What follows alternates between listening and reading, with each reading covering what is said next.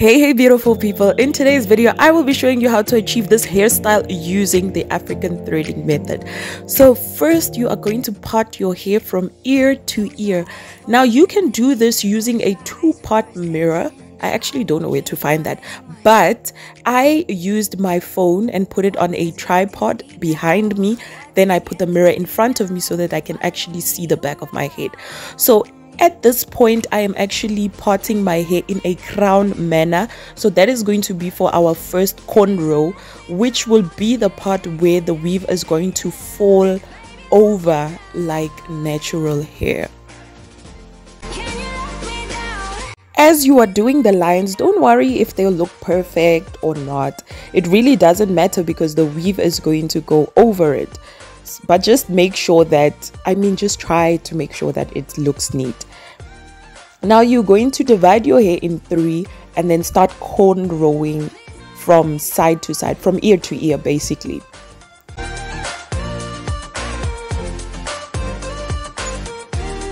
It's really important that you follow the line you created to avoid taking hair from other parts of the hair. And also one thing you can do is take a hair tie and then tie the parts that you are not braiding, just to keep it out of the way, because it really helps since you're doing your own hair. Just before you start braiding your hair, make sure that you wash it, condition it, treat it well, moisturize it, especially moisturize it, because your hair is going to be in a hairstyle for quite a while, so it's very important that it remains moisturized. And at this point my hair was still in its shrunken state. It was a bit wet, so I didn't use a blow dryer or anything, but I did my hair in this state because I didn't want to wait for it to get dry and all of that. I just wanted to get it done and over with because I really did not want to spend the whole day doing my hair. I decided to do this hairstyle because the back of my hair, I don't know if you can see it, it's actually shorter than the front. So I went to the salon and I had cornrows with extensions on. And honestly, that was not the best salon experience ever, because then the lady was insisting that she relax my hair and all sorts of stuff. Yeah, so she blow dried my hair because I blow dried my hair on my own, and then she told me that she wants to blow dry it again so that the cornrows can look neat and all of that. So I'm just doing this hairstyle just to give the back time to grow, and then I can just embrace my hair for what it is. It was a bit of a struggle to grip the hair because some parts were shorter, some parts were longer, but I managed because I know there are most people that are suffering from hair loss and all of that, but just try your best to grip the hair.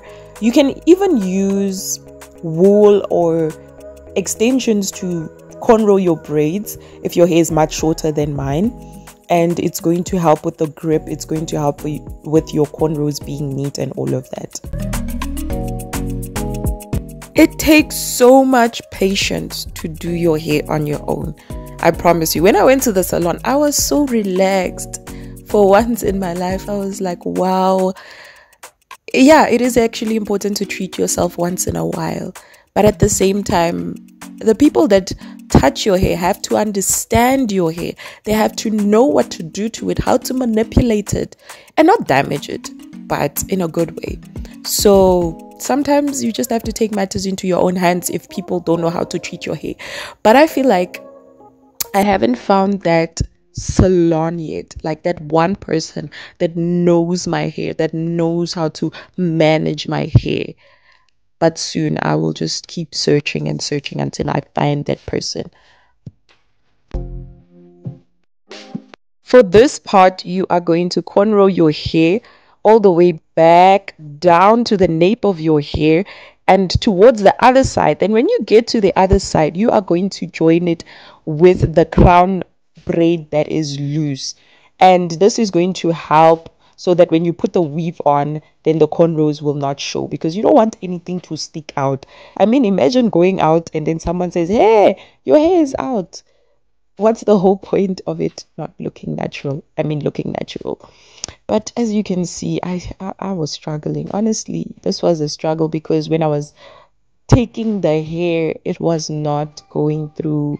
Like I was trying. Some of the hair is just breathing for dear life.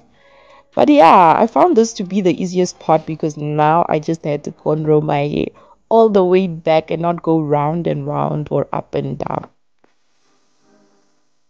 I chose not to use any gel or edge control for this hairstyle because I just wanted my hair to have like natural moisture. I mean, when it comes to gel, there's a lot of things that you can find in gels like alcohol and so many other things. But when it comes to moisturizers, hair food, and oils, they are much natural and they don't really put a toll on your hair or they're not very damaging to your hair.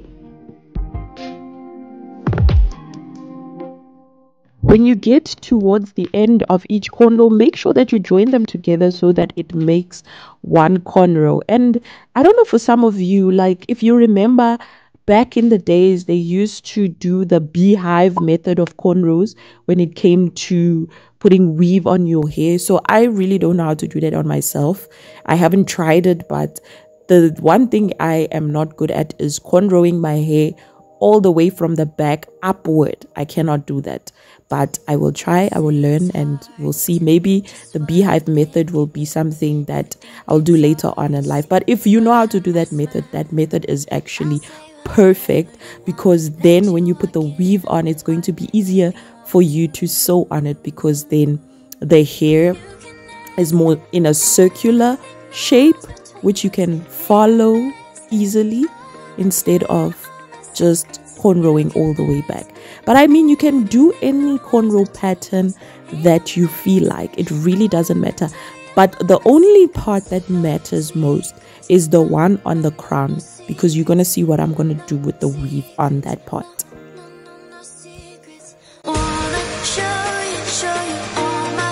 I decided to start the cornrows on the other side of my hair, and this is because you want everything to join together in the middle, because if you join everything together and it goes to one side, the cornrow is going to stick out. So it's better when everything comes to the middle, and then when you put the weave on, then it just covers everything. So just make sure that when you do the other side, join the parts. That is most important, because if you don't join them, the horror, you're not going to be able to sew in the weave. It took me about 15 to 30 minutes to get this part done, but it also depends on your hair. I mean, if you have thick hair, it's probably going to take longer. If you have shorter hair, even longer.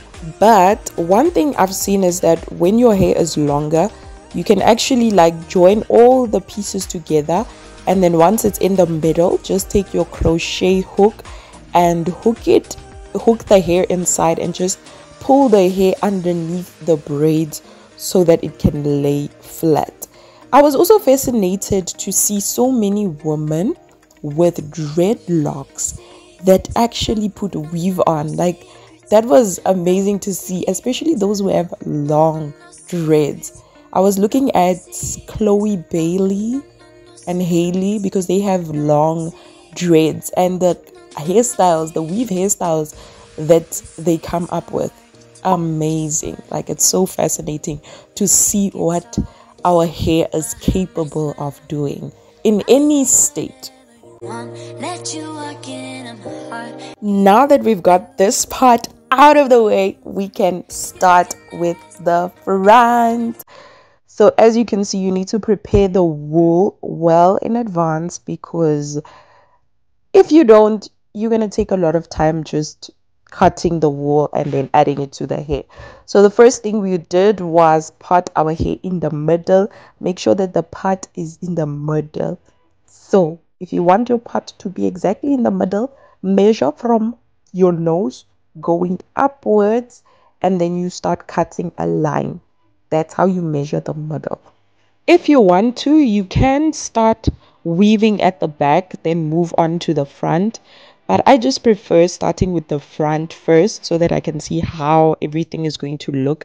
Then I can go to the back because it is probably the easiest part, in my opinion. But honestly, when I was doing the front, I took a while.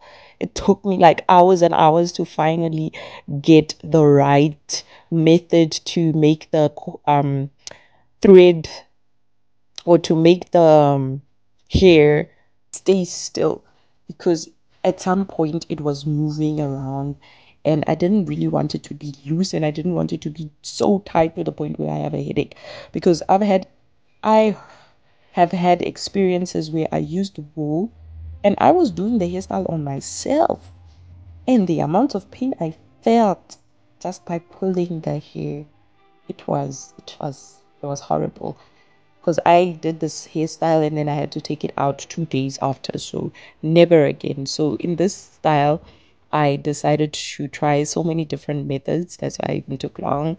And I finally found one that worked for me, that was not causing my hair to be so tight and all of that.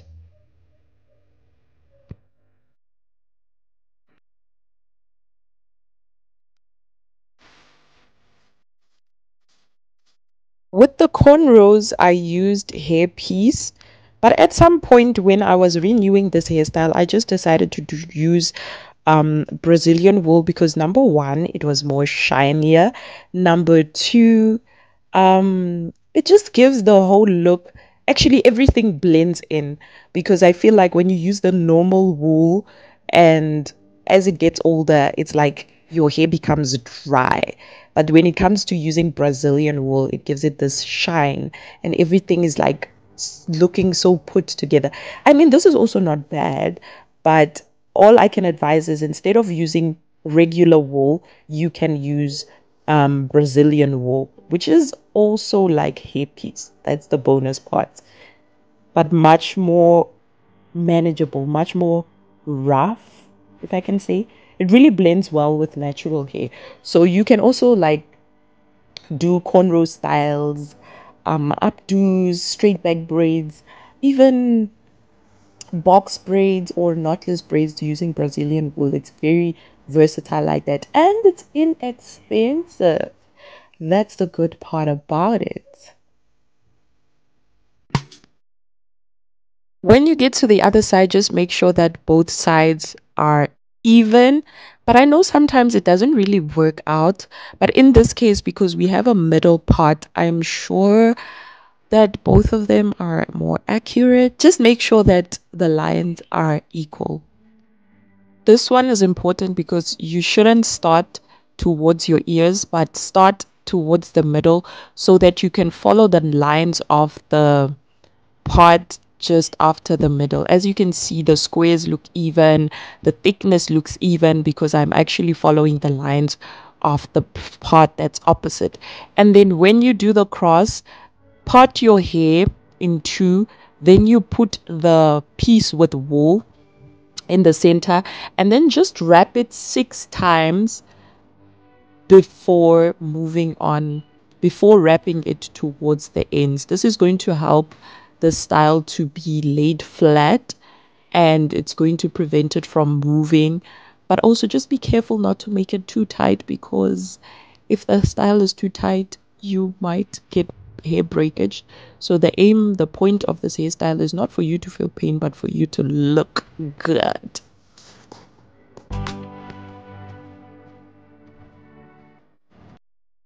One thing I would have done differently is to start with one diagonal part first and then move on to the next one. Because when I did this, then when it got older, it really looked untidy. But then when I retouched my hair and I first started with one part, I made the zigzag on one side first, then I went over to the next instead of crisscrossing them all the way. Then that was much neater and it looked really good.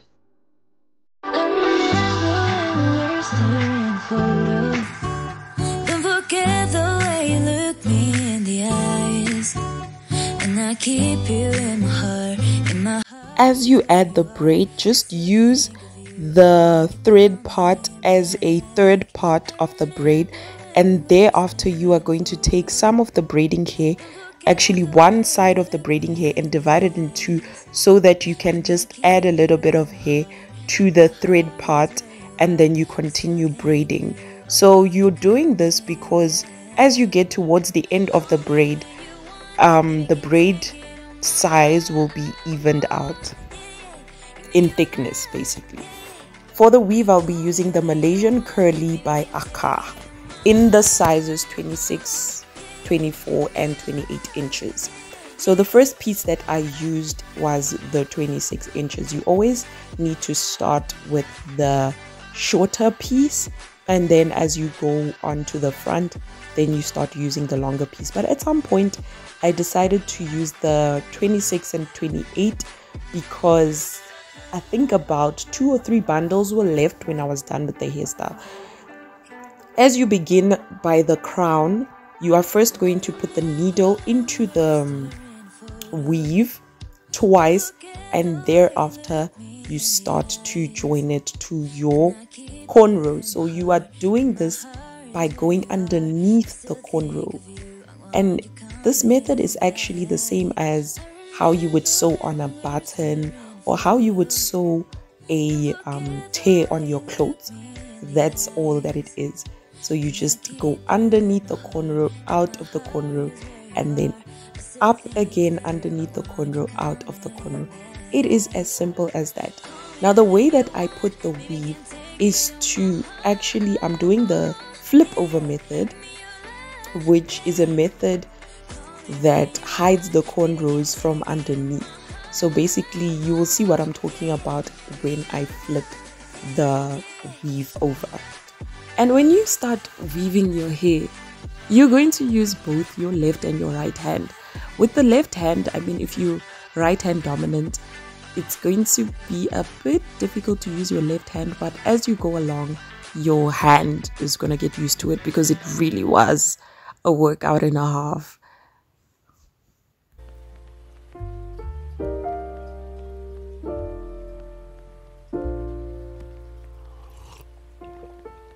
Found the one, you should never give her up.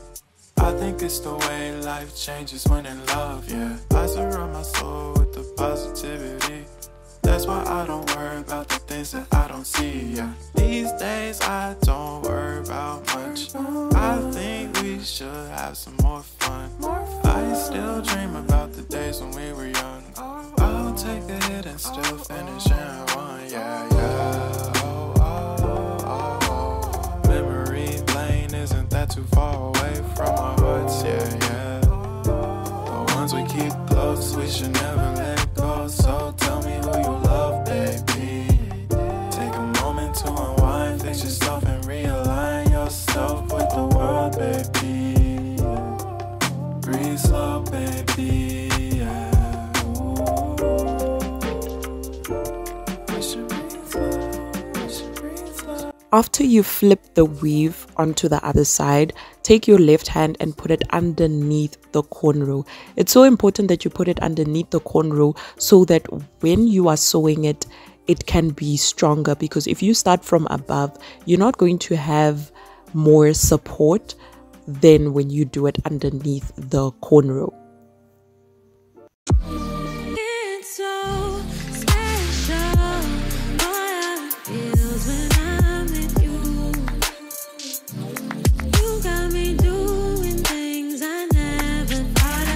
When the cotton starts to run out, don't panic.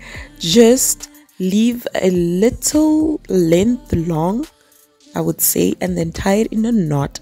Then you will take your needle, go underneath the weave twice, and then you continue to weave as normal. It is that simple.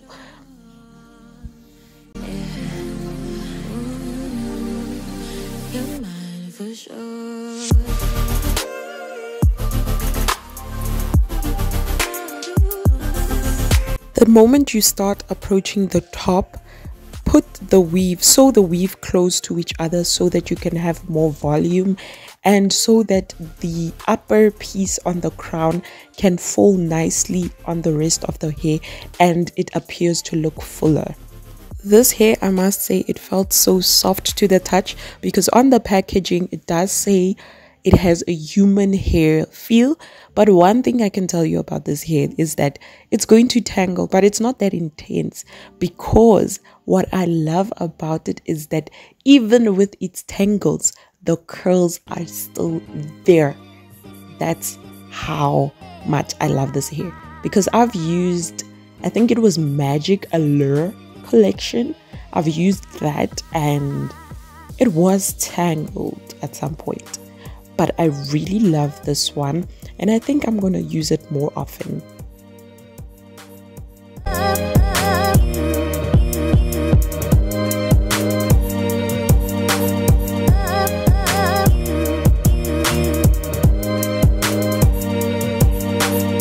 This last part is a method that you should not forget. So as you approach the crown braid, as you can see, I am adding more hair underneath the braid, and this will help to avoid gaps in your hair, because if people look at your hair from the back, they won't see that there's a small space or that you pulled or anything like that. And then when you cut the weave, make sure that you cut it by the weft and not by the hair, because if you do cut it by the hair, then it's going to become or appear frizzy. So we are not done. Lastly, we are going to take some of the hair from the weave and put it inside of the braid. Now I did this because I felt that the hairstyle was missing something. It was not intentional, because my plan was just to leave the braids the way they are. So then I just decided to take my bobby pin and put some of the curly hair on it, and I used the 26 inches because I felt that if I used the longer one, then at the end the pieces were not going to be even.